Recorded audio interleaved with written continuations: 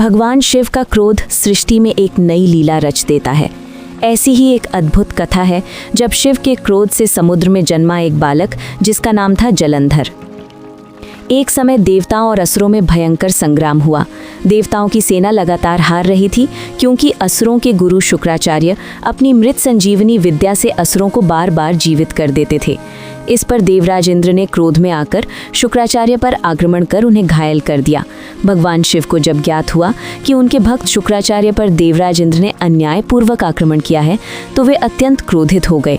उनकी आंखों से अग्निज्वाला निकलने लगी, उनकी तीसरी आंख से अग्निशिखा प्रकट हुई। ये देखकर देवता और असुर दोनों भयभीत हो उठे। देवताओं ने भगवान शिव से विनती की, प्रभु ये तेज समस्त सृष्टि को भस्म कर देगा, कृपा करके इसे शांत करें। महादेव ने इंद्र के प्राणों और सृष्टि की रक्षा के लिए अपनी क्रोधाग्नि को समुद्र में डाल दिया। इसे ही आज गंगा सागर कहा जाता है। क्रोधाग्नि से समुद्र से एक बालक की उत्पत्ति हुई।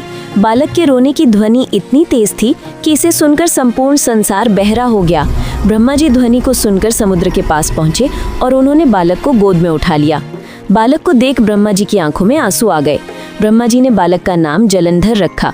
ब्रह्मा जी ने उस दिव्य बालक को वरदान दिया, हे जलंधर, जब तक तेरी पत्नी का सतीत्व अटूट रहेगा तब तक कोई तुझे पराजित नहीं कर सकेगा। बाद में उसका विवाह हुआ वृंदा से, जो भगवान विष्णु की परम भक्त और पतिव्रता थीं।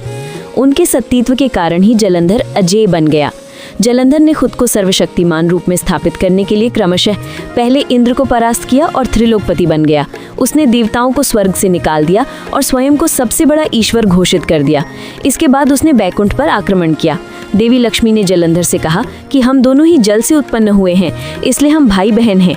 देवी लक्ष्मी की बातों से जलंधर प्रभावित हुआ और लक्ष्मी को बहन मानकर बैकुंठ से चला गया।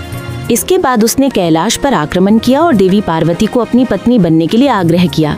इससे देवी पार्वती क्रोधित हो गई और तब महादेव और जलंधर का युद्ध आरंभ होता है। लेकिन वृंदा के सतीत्व के कारण भगवान शिव के प्रहार को जलंधर रोक देता था। अंत में भगवान विष्णु जलंधर का वेश धारण करके वृंदा के पास पहुंच गए। वृंदा उनको अपना पति समझकर पत्नी के समान व्यवहार करने लगी। इससे वृंदा का पतिव्रत धर्म टूट गया और भगवान शिव ने जलंधर का वध कर दिया।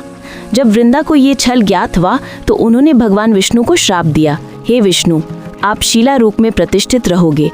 उसके बाद वृंदा ने अग्नि में प्रवेश कर सतीत्व प्राप्त किया। तब उसकी राख के ऊपर तुलसी का एक पौधा जन्मा। तुलसी देवी वृंदा का ही स्वरूप है। भगवान विष्णु ने शाप को स्वीकार किया और स्वयं शालिग्राम के रूप में विराजमान हुए। इस प्रकार तुलसी और शालिग्राम का विवाह प्रतिवर्ष कार्तिक मास के शुक्ल पक्ष की एकादशी, देव उठनी एकादशी को मनाया जाता है।